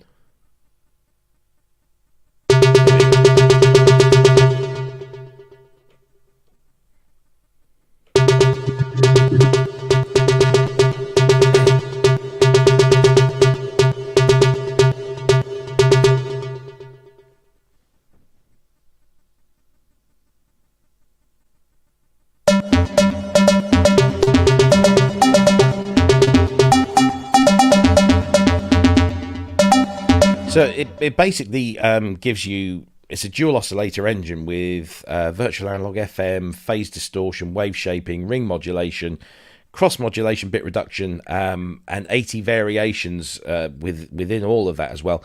Lots of different note trigger probability settings, waveform generators, built-in 12 dB octave multimode state variable filter. It's a really well featured little thing, and it only costs $39 to install into your NTS1 or your Prolog or your Minilog. And they generally also do software plugin versions of these, either before or after they do it on this. This looked like a kind of an interesting inspiration thing. You just kind of start this off and then just kind of build, I guess, from that. Anyone got any particular thoughts on this one? Well, I've got a Prolog. Yeah. Excuse me, I would just sneeze when I was off camera there. We're all suffering here. And I like the interesting dual oscillator thing, and especially with cross mod, because adding the digital element to the two VCOs gives it a really cool sound on the Prologue. Having the digital engine and the VCOs. The random thing, as we spoke last week, that's just not for me. I like to program anything I put in. I need to know that's the note. I'm just too OCD about it. That note, that's the one.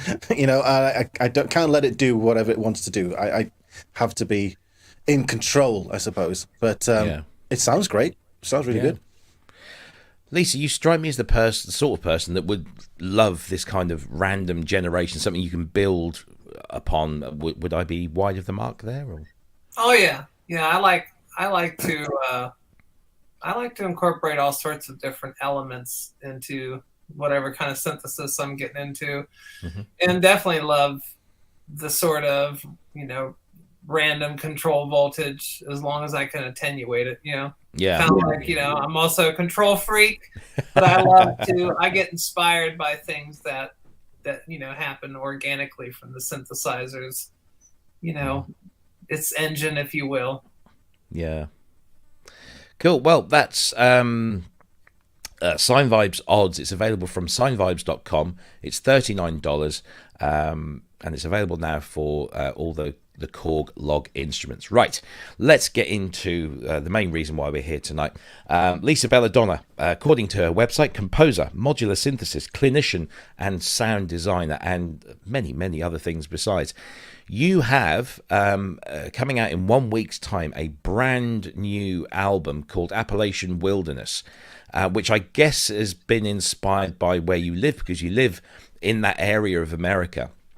Tell us all about this album, what's behind it, what inspired it, what's on it, how it came about, all that stuff.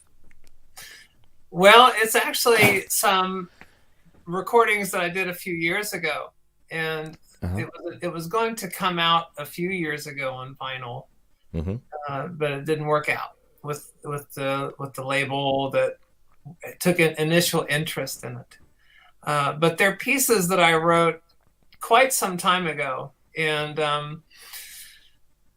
just really wanted to sort of focus on these two themes that are in it, which is a piece called Canal Falls, West Virginia, which is near where I grew up and developed, my ideas about composing and about sound and sound design. And then there's one called Atagahi of the Great Smoky Mountains, which is a sort of Native American mythology theme and story. And it's a real beautiful story that just immediately makes me think of like synthesized sound. And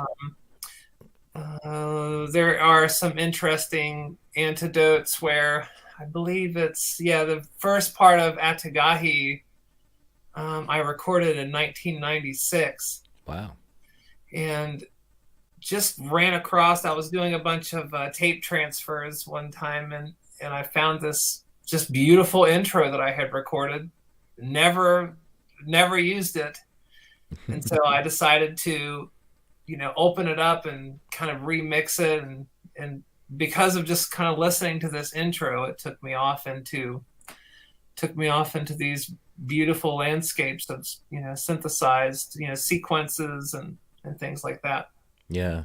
He used an old Mellotron on it, real clunky, real fun, clunky Mellotron 400 on it. And that adds a lot of fun character to it.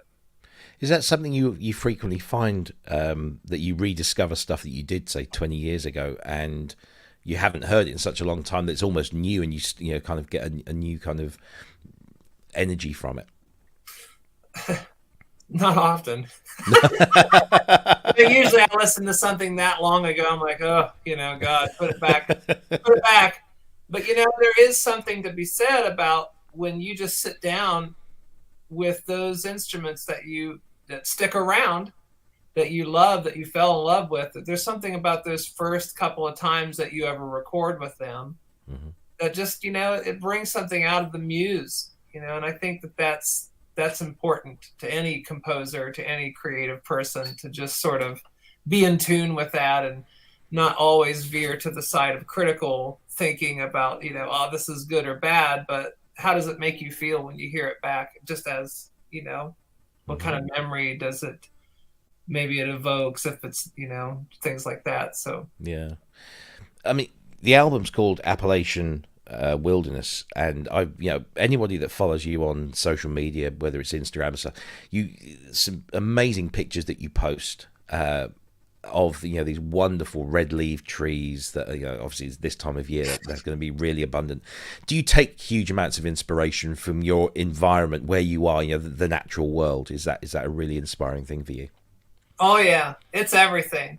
Because, you know, when I started into modular synthesis, especially, I lived in West Virginia. I lived in the country, and it was completely like, you know, all my colleagues were, you know, older session musicians, studio owners, and, you know, I used to get laughed at for coming in there with a 2600 and, you know, an Omni. Or like, what are you bringing this junk in here for? You know, and it's like, so, you know, it was this very personal thing for me then, and still is. I mean, I've just never stopped doing it.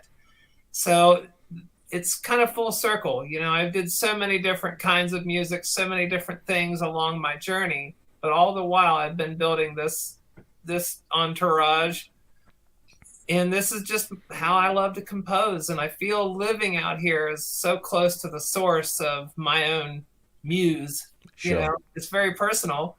It's not, I don't expect everybody to understand it or get it, or nor I care. No. But it's just very personal for me, and I feel always so inspired to just take a walk out here, to spend time with my daughter out here. There's just always something to discover, and something that instigates the muse for me, or the way I think about synthesis, for sure. With that inspiration from your environment, do you like to, like, say, go out for a walk, spend, you know, a few hours walking around, taking it all in visually, and the smells and the sounds, and then coming back into the studio and translating it? Or do you have like a window in your studio that kind of looks out on it, and you can combine, you know, both processes at the same time? Both. Yes. Yeah. To both. You know, I know that this view is pretty much all synthesizers, but in front of me, it's all windows. And then there's some windows off to the side of the other modulars. So, and I can just walk right outside and keep, you know, when the temperature is not cold like it is now, you know, I can listen to mixes out there. And when it stays nice, I have a little PA that I can just pull up some faders and send a mix out there. And it just gives a different contrast to how to listen to the music. Because, you know, when you're working on DAW, you're always looking at the tracks. Making sure everything's right, and you're doing all these other things, but, you know, it makes it so you're not listening to the spirit of the music. And that's what I want to do, is I just want to be connected to that. I really don't care what it means, but as long as I can stay connected to that part, I feel good about it. Do you ever take instruments out into the wild, say a portable battery operated thing that you can just sit there and maybe with the headphones on and just noodle away? Oh, absolutely. Oh, let's see here. What is it? It was August, I think. I actually took my first like 5-day vacation that I took in a long time, just by myself. And I went out into this really very, very rustic area, and it was a little cabin, and I set up outside and recorded for 5 days. It was great. And I took 2 Fostex 8-channel machines, and a 2600, 2 grandmothers, a Moog 10, and my SSL 6 mixer, and my digital Mellotron. Wow. And just, I think I did like 8 albums of material that I still haven't had a chance to go and listen to it, or if any of it will even get used, it doesn't matter. But it was a great experience to just wake up and not, you know, there was no cell service, there was nothing, you know, just get up and just compose every day, you know, just read books, compose, hike. It was a beautiful experience. I'm incredibly jealous of that. I mean, you must have hired a truck to get all of that stuff out there. There's some incredible gear that you took. I mean, I just loaded it all up in a van. And took it as far out to where I wouldn't get stuck, you know. Nice. That's happened. Cool. So what is Lisa Belladonna's compositional process? Do you follow the same process for everything you do? And if so, what is that? But if not, you know, where do you start with something? Do you have an idea based on a visual experience out in the countryside, or and then how do you then begin to translate that into a composition? Because your compositions are very in many cases quite dense and complex, lots of stuff going on. What's the first thing that you work on, or does it change depending on the composition? It definitely changes. You know, it could be, you know, it just comes, you come in the studio and you feel great and you just want to, you know, take some broad strokes and take it from there. That's one way that I like to do it. Mm-hmm. My album ESP is a great example of that. There's other times where not being in the studio at all is really inspiring, and just writing things down on paper, ideas. You know, I have a sort of notebook that I'll take that has staff paper, things I can write patches down on, just thinking of them in my head. Just because when you're in different environments, you know, it evokes another part of your own process. You know, if I did things the same way all the time, it wouldn't be as much fun. Sure. Yeah. Or as I don't feel it would do as good of results. But then there's also the collaboration of other people. You know, when I work with Moog Music and I do the sort of video stuff that we've done together, it's always a celebration of just getting to work with them. Yeah. You know, there's such clear and inspired people that anytime that I go down there, I don't ever plan what I'm going to do. I just come down with a van full of gear and be like, all right, let's do something. And then that excitement and that it's a circulation, you know, when that circulation starts happening, then the idea happens. And depending on how I feel or what the temperature is or what the color of the set is or what the vibe is, you know, I might pick a key because of that, or a series of keys I might want to modulate to, or, you know, or it'll change how, you know, if I'm alone for a long period of time, and that changes how I compose too, where I might not want to stick a musical idea in there as quickly. I might want to just spend 10, 12, 20 minutes on just textures, tone, taste, touch, you know. It doesn't always have to be, there's no rules. Yeah. You know, rules are for breaking. You know? Absolutely. Absolutely. Adam in the chat wants to know, do you sample sounds from outside? Because you're clearly inspired by nature and the outdoor world. Do you ever take sounds from that, sample them, and then use those in your compositions?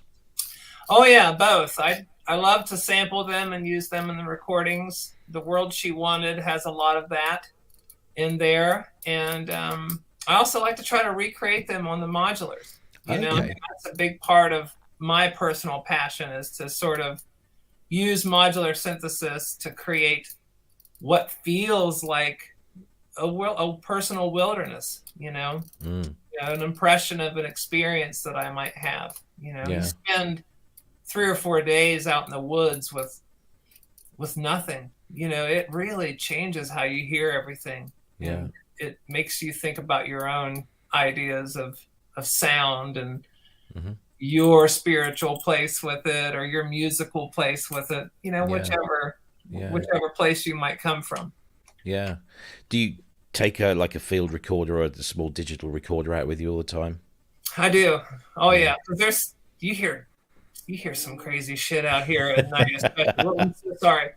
You hear like coyotes and owls and all sorts of different kinds of like birds. Like when COVID first hit, we had this amazing influx of different birds and creatures, and just mass amount of deer, and just all this wildlife just like came out of nowhere. It was it was almost overwhelming at first, because like, you're gonna open up the door and there's gonna be a bear standing there or something, you know. But, you know, knock on wood, we haven't dealt with that yet, but it was really amazing, and and of course I'm taking notes and I'm recording everything I can and listening to it. And I also love to take the field recordings and then running them through different filter systems. Okay.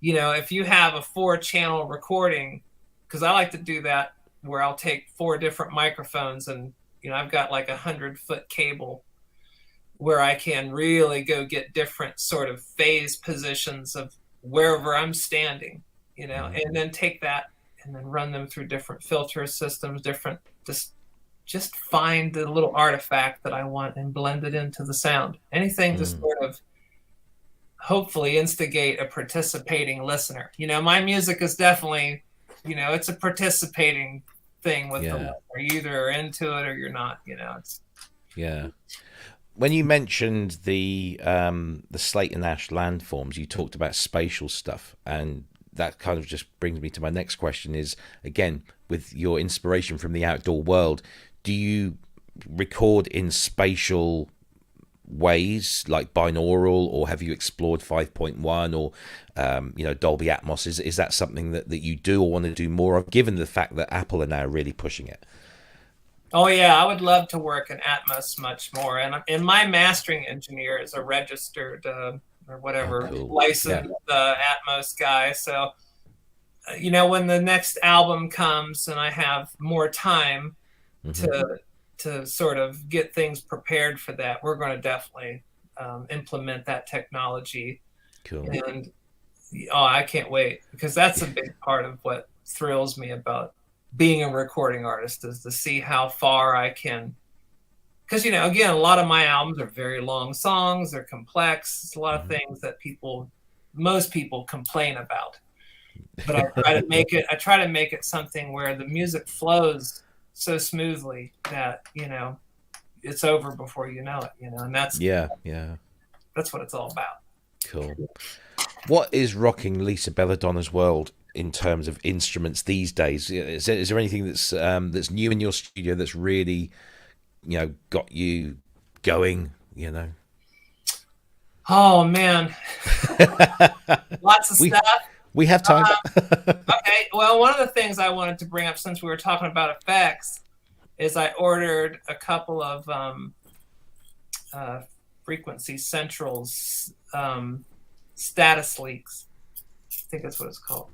Yeah, they're awesome. They're 5U modules, and they sound so good. And they're great to do, you know, sending, you know, I love to do a lot of sort of bus mixing in my modulars, and then sort of having things, you know, be able to get pulled up via envelopes or whatever. Was this the thing here? Well, mine's the 5U one. Oh, okay. Track one. That's cool. Yeah. Nice... that was the first one that came up in my my search thing. Yeah, but that's it. I've not heard of them before. Yeah, it's very high quality. It's very very detailed sound and very, very great stereo image. So I have a pair of those in my 5U system. Nice. I highly recommend them. I love the 4MS looping delay right now. And one of my last albums, called October Voyages, has a piece where I implemented, you know, the big large Moog modulator in with my Euro system. And then everything, you know, a series of mixers going into that, and it just allows you to create these really beautiful sound, you know, landscapes, compositions, improvisations, whatever. Then you have clock control and you have divisional control, and using things like different sequences and sequential switch sort of arrangements with that thing. It just blows up the amount of sort of possibility. You know, you can flip things around. It's just a real expressive unit. Cool. That's the 4MS loopable delay. I love, and I mean, I'm not a keyboard player by any stretch of the imagination, but anything that delivers a good level of expression, you know, that's one of the reasons I love the Polybrute. Is you have the ribbon, you have the morphe, you have the morphing of the two different. Yeah, it's just beautiful, especially with this new aftertouch. It's really cool. Are there any new kind of keyboard instruments that because obviously you're a huge Moog and ARP user, but is there anything that's kind of inspiring you at the moment? Oh, I mean, I go with the Moog stuff because it's always so precise. Yeah. You just can't go wrong with it. So it's hard. It's tough to beat it. It's tough to beat Moog as a keyboard instrument. Yeah. I really do love what is it? The Super 6. I can't think. Oh, the Udo Super 6. Yeah, thank you. Yes. It's a very dreary day here, so my little slow. Super 6 is pretty amazing. So that's a really great keyboard control. Lots of people are raving about that. Yeah. Yeah, but that's I'm pretty good. I love the Matriarch, the Moog 1, the Moog Voyager, the Grandmother dearly. And I feel like anytime that I'm a player as much as I am a synthesist and programmer. So, when I'm playing a phrase, it's got to be exactly how I want it to feel in Moog instruments. There's second to none. So I really don't look anywhere else for keyboard stuff. I did just have my 2600 3620 completely refurbished, and I'm excited to get that back. And cool. By Peter Foley Electronics in Cincinnati, Ohio. Well, it's funny because Kent was asking in the chat, who's your tech? Because I bet he has a hell of a job, or she has a hell of a job. Yeah, I mean, do you have somebody that comes in and regularly does all of your tech work, or do you do a lot of that yourself, maybe? I do certain things myself, but all of my major work goes to Peter. He's been he's just a great guy, and he's really takes really special care of me and my equipment. So cool. He gets the work, and it's like maybe a 4-hour drive. So we just sort of, I get a big truckload of stuff to take down and be like, okay, bill me. And then I'll see you in a couple months. And, but he's great. And I'm excited he's going to help me. There's a whole section that you can't really see here, but there's a whole huge wall. Look at that. Yeah. Whole huge wall of 5U that I've been putting together, and he's going to help me put it all together in a new cabinetry and updated power supplies and and everything. So remind me, you've got that collection of Moog, is like the DFAMs and all of that style of stuff. You had a name for it, didn't you? You had all of these in one unit. What was that again? People call it the mothership. That's it, the mothership. That's it. Yeah. Yeah. I still call it, my Moog modular. It's kind of all tore apart right now because I've been doing shows. Oh, look at that. Yeah. Yeah, I did a series of shows last weekend or weekend before last. Yeah. And so I tore a bunch of stuff out. Made this ATA case into a folding touring rig. So, cool. So right now it's kind of tore up, but nice. I'm getting ready to go to Los Angeles next week to do a label showcase with the label that I work with. Oh, yes, I saw that. Yeah. Oh, that would be cool. Behind the Sky Records. Yes. Because you've just signed with them, haven't you? Mm-hmm. Yes. And they're gonna be retrospectively putting out a whole bunch of your stuff on vinyl as well. Yes, over the next couple of years, I'm sure. Cool. I think that's going to be my next vinyl collecting thing, because I like to collect by label or by artist, and so I think now that you've kind of signed this deal, this is the right time for me to start picking them off one by one and ticking them off the list. Wagyu has just posted again another £5. Thank you, sir. But he also wanted to know if you've seen the new 5U D502 multi-mode filter from Paula Maddox at Dove Audio. Are you familiar with that at all? I'm not, but I'm always interested. we need to put you into. We need to get Paula on the show as well, because she's done some incredible work over the years. Yes, okay, it's ringing a bell now. Okay. I'm having a delayed response today. I'm sorry about everything. Yeah, no, I have checked that out. I haven't got to personally test drive one, but yeah, it looks really cool. Nice. I would love to investigate it. Yeah, absolutely. I want to. By the way, Mark, if you have anything you want to ask Lisa, just shout and tell me. I'm just happily listening like a good boy. Well, that's good. But seriously, if you have anything you want to throw it, or you see anything that I miss in the chat, because that's I often rely on Ben and Chris to catch anything in the chat whilst I'm driving the show. So if you see anything, just hit me. Sadly, I've locked myself out of my Mac, so I can't check my chat. Sorry. Oh well. Rustic Incorporated says, we love Lisa. Yes, we do. I think you speak for all of us there. So yeah, if you have any questions for Lisa, we've got about 15 minutes left of the show, so please do. Well, I was just going to ask Lisa, when you tour and stuff, do you get nervous about taking all your gear out, or do you just hire some new replacements to take with you from somewhere else? Because it would nerve-wrack me taking all of that stuff out every time. Does it not bother you at all? Well, I mean, it's one of those things where you have to do it right. So, I have an assistant named Brandon Rising, and he's a great, just very accurate, thorough person. And so it's one of those things where it just takes a lot of effort. And it's one of those things where you go in and you set up the show, and it might take 3 or 4 hours, and that's it. That's the gig. And if you want something that you can just throw up 5 minutes before the gig, well, then that's not this territory. Yeah.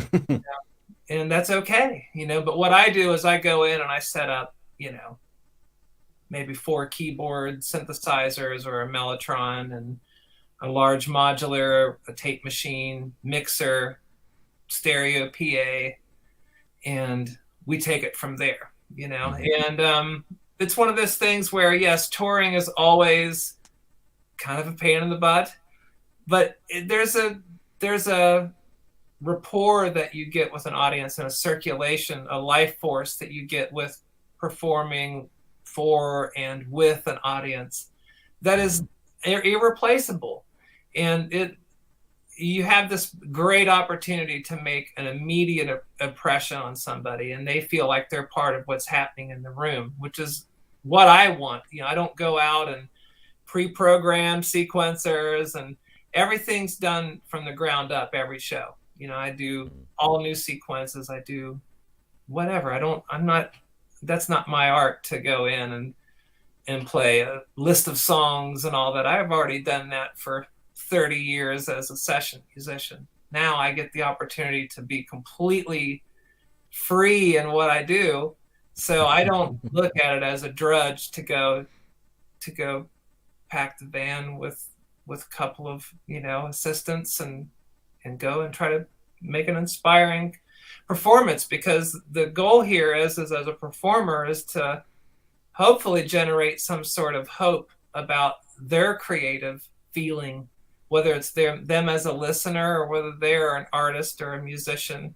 You have that privilege to go and perform for an audience and inspire people. I mean, that's the thing that I love about getting to perform. And with COVID, I've missed getting to do it. Sure, I love to be here and to have my, raise my family and all that. But performing is a very special privilege to me. It's very special every time to get to go do it and put yourself out there and, run it up the flagpole, see if anybody includes it now. Absolutely. It's almost like I prompted Mark to ask that question, which generated that type of answer, because again, whilst I was flicking through stuff, I was reminded of this video that's available of your performance at the Western Carolina University.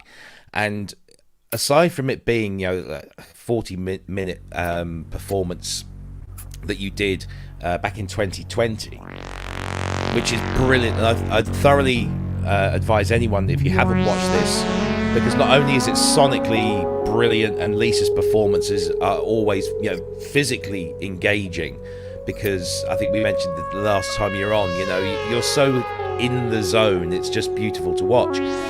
But what I loved about this particular this video, you've got this very small audience, so there's about 5 or 6 people either side of you.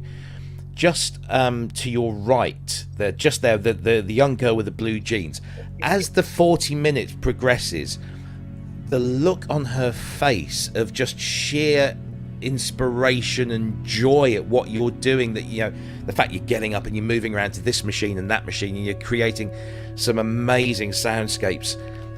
And it was that really caught my eye, was the fact that you're sat there and you're inspiring even more young women to get into this and to really, that must be a really fulfilling thing as a performer, to be able to do.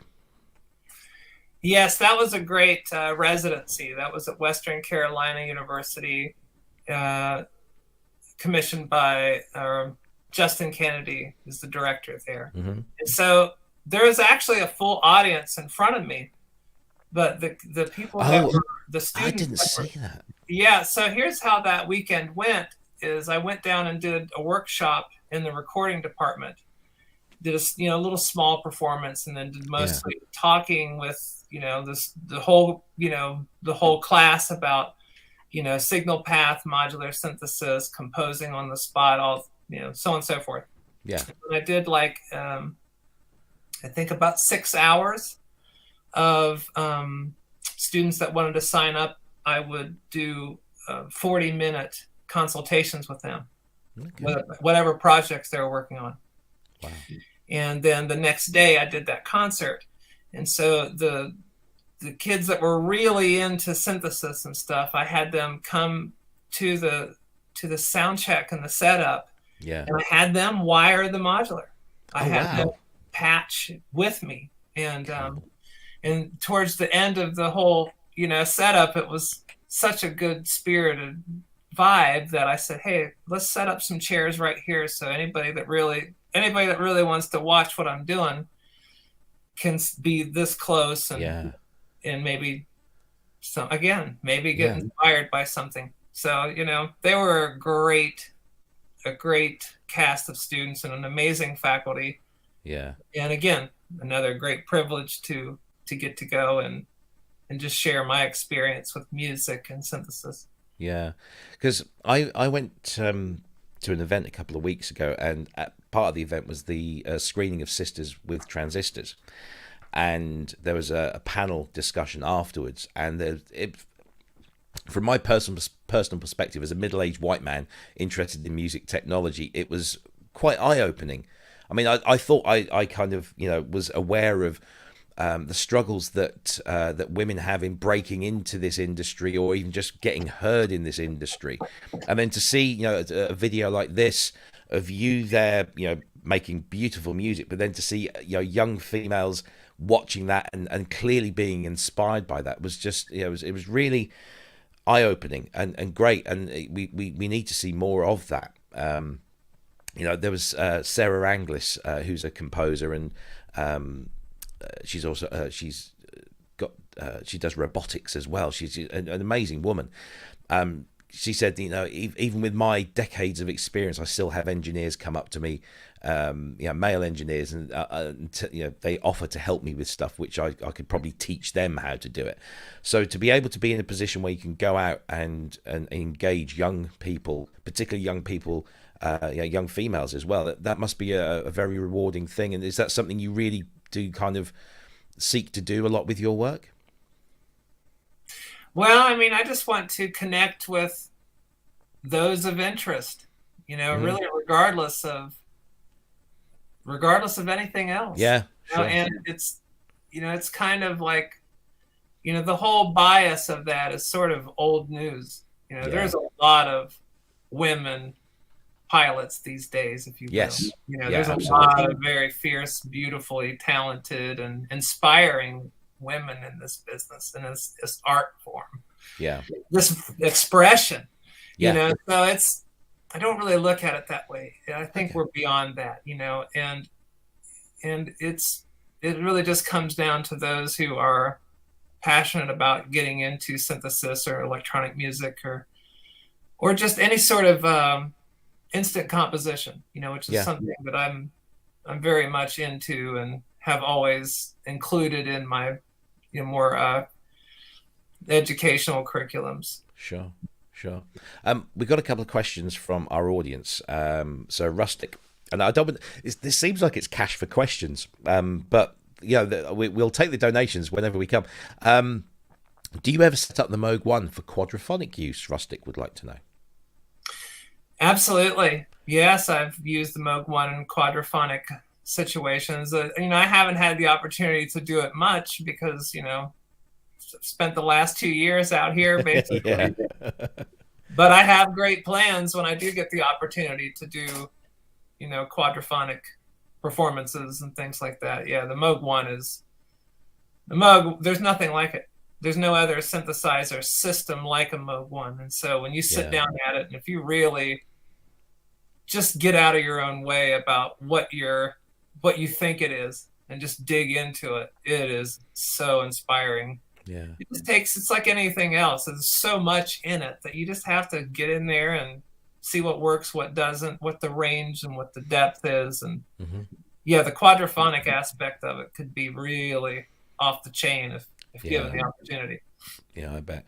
Andy, also known as Synth Addict, we've kind of talked about this, so I will pick at just one part of this, if you don't mind, Andy. Thank you again for your donation. He was asking about your favourite synths and your least favourite synths, and do you keep anything that you kind of like in the hope that it might be of use later on? But also, because I'm a big digital synthesizer fan or aficionado, what's your favourite digital synth, or do you have one? Yes, I have digital synths. Excellent. Yeah, I don't know. I mean, I love analog synthesizers most. Sure. Favorite analog synthesizers are what you see behind me. Yeah. The Moog system, the ARP 2600, the mothership. I just feel more in control and connected to what's going on here and here. And with the world of electronics. Yeah. There's nothing like playing a mini Moog or a Moog Voyager for solos. For digital synths, I've never had the opportunity to own one, but a synclavier is an inspiring system. And again, it's looking at things from a composer's mind, a system.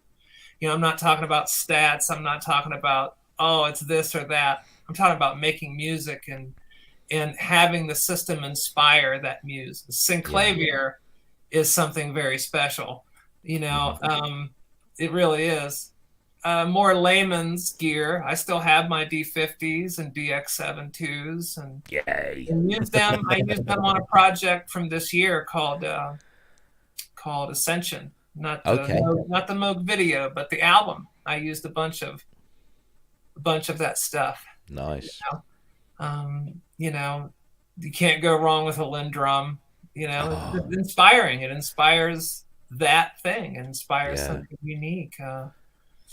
But I'm an analog person, and I like to compose that way. I went through the 80s and used all the. I'm not a sampler person per se. I would rather use a DAW with software like landforms and things like that, where they're a little more psychoacoustically charged as opposed to just playbacks. Sure. Yeah. Get it. So, what's in your future? So, you've got this new album that's dropping a week today, Appalachian Wilderness. What's coming after? You're off to LA to do this kind of label thing. And 2022, got any major plans for next year? Yeah, I do. Anything you can tell us? I got a lot of stuff I kind of can't talk about. Okay. But, of course, just more composing and finishing sort of this studio. I really want to do a... Oh. Is that just me? No, I can't hear or see. No, she's frozen. Oh no. I think her connection might have dropped. Let's save the embarrassment. Let's just move Lisa off the screen. Let's see if she comes back. I was really looking forward to that because I want to ask her about NAMM as well next year, because there is a kind of a seed being planted at the moment of maybe myself and Ben going out for NAMM. Is Lisa back? I am. Hey, so you disappeared and you kind of froze for a while, and we wondered if your connection might have gone. But no, you're cool. Oh, don't do that. You blinked. I saw it. So yeah, you were saying. So next year you've got some stuff, and some of it you can't talk about, and then you kind of went. I'm so sorry. No. I hope to do more live stuff. I'm having some residencies booked and doing some more education things, and like I said, there's a lot of things I kind of can't confirm or talk about right now. Sure. But just keep it on. I love to do this. Will you be going to things like, because NAMM's obviously in June this year, or next year? Sorry. Will you plans to go to there? Yeah, I plan to go to NAMM, and I'll definitely be at Synthplex. Cool. I believe it's in October, so I'm excited about that. I'm going to do a workshop there and a concert. Mm-hmm. So that's going to be great. I can't wait for that. I miss getting to go, and again, it's not just getting to go and perform and all that, but it's get to just experience all the gear, experience all the people, and all those impressions you take home in your heart to work on what's next. Yeah. Absolutely. Any plans to come to the UK? I certainly hope so. Yeah, we've got to get you over here. But no one's asked. So. Right. Okay. So you've given me an idea. So I'll speak to people. We'll get you over here. Okay. If it kills me. Listen, there's one more question that's come in. I feel compelled to ask it because Wagyu has donated yet another £5. He wants to know how you handle panning, and I'm assuming he's talking about audio and not for gold. Do you like to set up panning live or modulated during composition, or do you handle that later, in post or in the DAW? It depends. So I did an album recently called Moogmentum, which was a fundraiser for the Bob Moog Foundation. Completely different from Moog music. Mm-hmm. And I did that record on this setup behind me, which is the Moog Modular and the Moog One. Mm-hmm. And I did a lot of the mixing live on the desk. So anything panned and things like that, I would just reach over here and roll over and grab it. Different things in the connecting all the 5U or using this. I love to do attenuated panning, control voltage panning. I love to do things with, again, loopable envelopes and panning are great. Sequential switch concepts where, you take certain things and you have a bunch of modulations that just happen once and move panning around and set it in a certain place of the stereo field or the quadraphonic spectrum. So it just depends on the music and depends on how much time that I have. It's a luxury to get to do these bigger modular albums because it takes a lot of time to prepare. The performance part's usually kind of live, most of the stuff. Minimal overdubs, October Voyages, the side 2's all live, and the first side is multi-tracked, but it's still mostly live, So and when I'm doing that, sure, I love to do programming for panning and awesome stuff. And thank you to Jim for cash without a question. He has no questions. He says, thank you very much. It's much appreciated. Lisa, it's always amazing to talk to you. It's a real honor, and it's also a real pleasure. And I hope that you can come back again next year, and we'll talk about more stuff that you're doing, and maybe we'll get you over here in the UK. We can do face-to-face or something like that. That'd be amazing. Yeah, let's work on that one. Just to make sure that everyone is aware, so I just got to refresh the page. So if you want to buy any of Lisa's music, and why would you not, you can go to Lisa's Bandcamp page, which is simply lisabelladonna.bandcamp.com. The new album is called Appalachian Wilderness. It is out this coming Friday. You can pre-order it as a digital download. There is also vinyl versions. There's black vinyl. There's ruby translucent vinyl, which is on my shopping list. There's also a clear vinyl version as well. These can all be pre-ordered via Lisa's Bandcamp page. If you want, there's also a whole bunch of other albums available on, and there's so much stuff. It's going to be expensive to collect all of this on vinyl if all of that's coming out. But hey, it's good money well spent. And also, I do want to plug these because you've just launched some merchandise. So there's some T-shirts available, and I think I'm going to be getting one of these. So there's a couple of designs here. This is one, which I think Eric in the chat room just received his. And there are more besides. I think this is the one that I might go for because I just love the design on this one. This is the Skull Synth, that's really cool. So I just need to make sure that you do it in my size because I need a substantial, chest measurement, shall we say, to get it all in. So once I've figured that out, then hopefully I'll get one of those sorted. Right. So yeah, Lisa, belladonna.bandcamp.com for all things Lisa in terms of merchandise and music. Please do go along there, follow the page, and purchase something. And the very best of luck with the album release next week.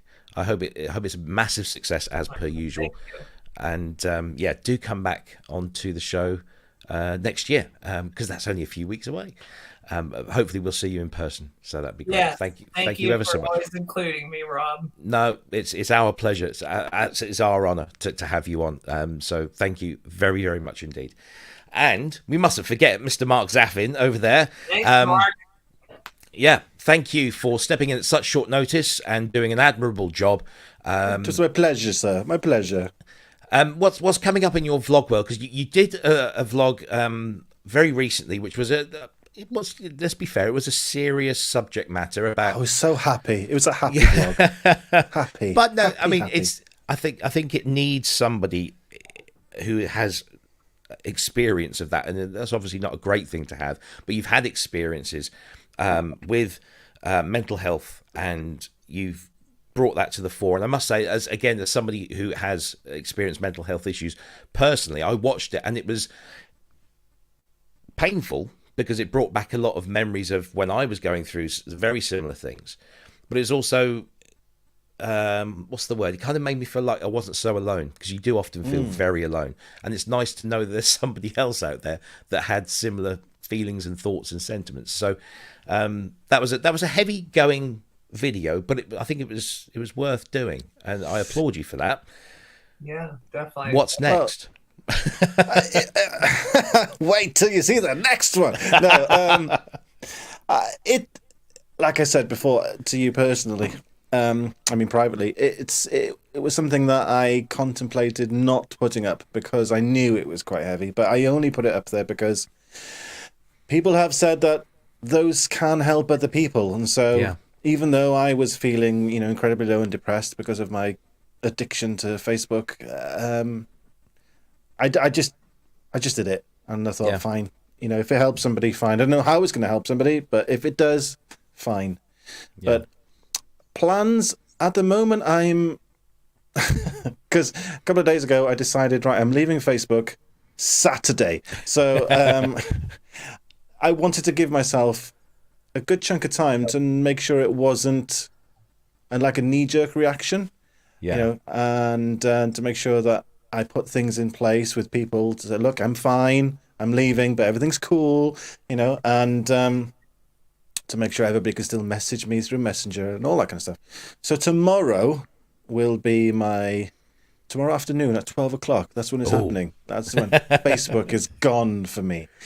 So I'm hoping that's going to help my addiction to it. And at the moment, I'm just carrying on trying to focus on my own mental health at the moment, because everything stems from that. There's no point trying to make plans about doing things if you're not already in a good place, so that's what I'm working on first and foremost. Good.